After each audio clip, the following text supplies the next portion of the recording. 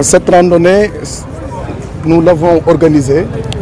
l'ensemble des pharmaciens du Sine Saloum, bien sûr accompagnés par tous les pharmaciens du Sénégal, pour alerter. Parce que tout simplement, nous avons remarqué, avec les autorités sanitaires sur place, le dégât important causé par les médicaments de la rue. Aujourd'hui, cette consommation irrégulière qui se fait au niveau de la rue cause des complications médicales importantes, notamment les problèmes de dialyse, les problèmes des maladies chroniques telles que le diabète, telles que l'hypertension et d'autres pathologies encore. Les pharmaciens du Sine Saloum se sont levés d'un seul pied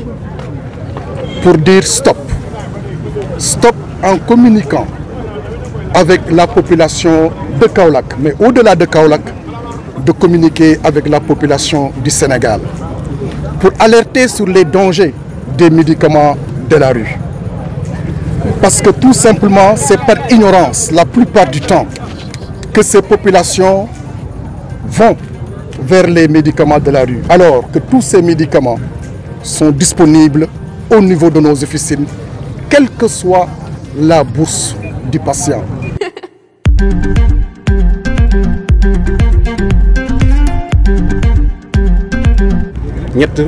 ñett mbir moo tax ñu organiser ko d'abord si lieu bi Kaolack c'est pas pour rien ñu organiser ko à Kaolack parce que Kaolack carrefour la Kaolack frontière yëpp suñu voisins yi dañuy traverser Kaolack plus de 300 camions dañuy traverser Kaolack donc Kaolack c'est un carrefour et qui dit carrefour à Kaolack mën nga wax lu bari ay trafic yu fi jàll am na ay médicaments ay faux médicaments yuy jàll ci frontière bi parce que soo bëggee dem Guinée da ngay jaar Kaolack soo bëggee dem Mali da ngay jaar Kaolack soo bëggee dem Karang da ngay jaar Kaolack donc Kaolack pôle la boo xam ne il fallait que ñun la population du pôle Sine Saloum ñu njëkk a yëkkati kaddu pour wax ak askan Sénégal waxuñu ak waa Kaolack rek mais dañuy wax ak askan Sénégal yëpp. Deuxièmement si lan maanaam faj suñu wér-gu-yaram parce que sport dafa baax. Le premier médicament c'est le sport nit ki d'abord dans un premier temps dañ lay conseiller nga dem defi sport soo defee sport sa wér-gu-yaram day gën a naat.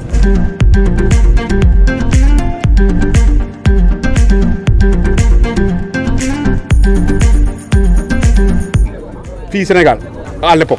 ñu bëri Tunisie Maroc ñu bëri fii la ñuy jàngee médecine kon Sénégal si wàllu médecine ak wàllu faj dañ ko naw donc suñ ko nawee ñu dem ba ARP agence de régulation pharmaceutique réglementation pharmaceutique mu àgg au niveau de maturité 3 su àggee maturité boobu donc war nañ ñun tamit ñu xoolaat suñu bopp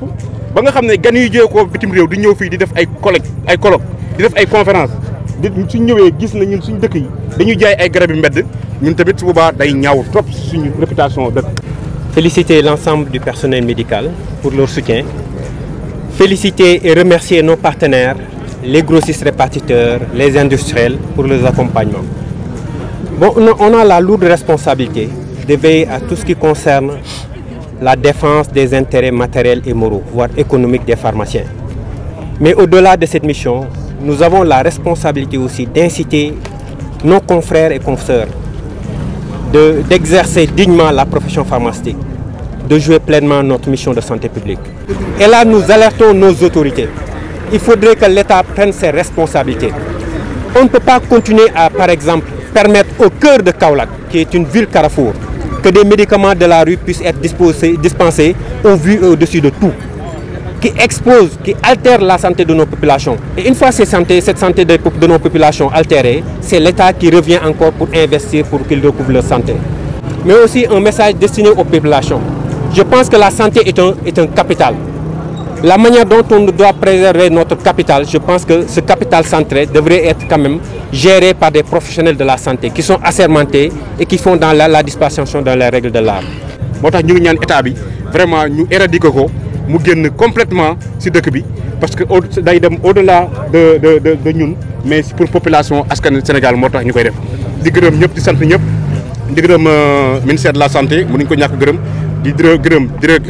direction médicale muy le médecin docteur Aïssatou Bari parce que sans ñoom lii duñ ko def di gërëm médecin chef de district mu ngi fi ànd ak ñun mënoon na bay toog mais médecin la ànd ak ñun si liggéey bi di gërëm aussi nos partenaires grossistes Ibu Farm Cofage Sodi Farm ñoo ñëpp ñu leen di gërëm aussi nos partenaires E3S vraiment elles ont fait un grand boulot fi accompagner ñu si randonnée pédestre bi di gërëm aussi les collectifs Touba nga xam ne ñun tey lii nii Touba lañ ko doon defee ñoom dañoo déplacé wu ak seen forte délégation ñëw fekk ñu si fii pour ànd ak ñun si xeex bi di gërëm waa Fatick di gërëm waa Kaffrine ñoom ñëpp ñu ngi leen di gërëm bu baax di gërëm club des randonneurs ñoom ñëpp ñu ngi fi di gërëm aussi les communicateurs traditionnels ñoom tamit vraiment accompagné na gis ngeen ko force de défense et de sécurité yi dañuy def mention spéciale à la police à la gendarmerie la légion de la gendarmerie di gërëm aussi la douane parce que douane aussi mënuñu ñun xeex garab ba pare te gërëmuñu waa douane fàttewuñu kenn ñëpp ñu leen di gërëm la presse foofu lay mujjee vraiment mention spéciale dañoo bëgg suñu kàddu jëm fu sori te yéen ay vecteurs de communication ngeen donc ñu ngi leen di jox suñu voix ñu ngi leen di dënk randonnée bi ñu ngi leen di dënk message bi ngeen véhiculer ñu ko fu ñu mun di toll rek ñu xam loolu.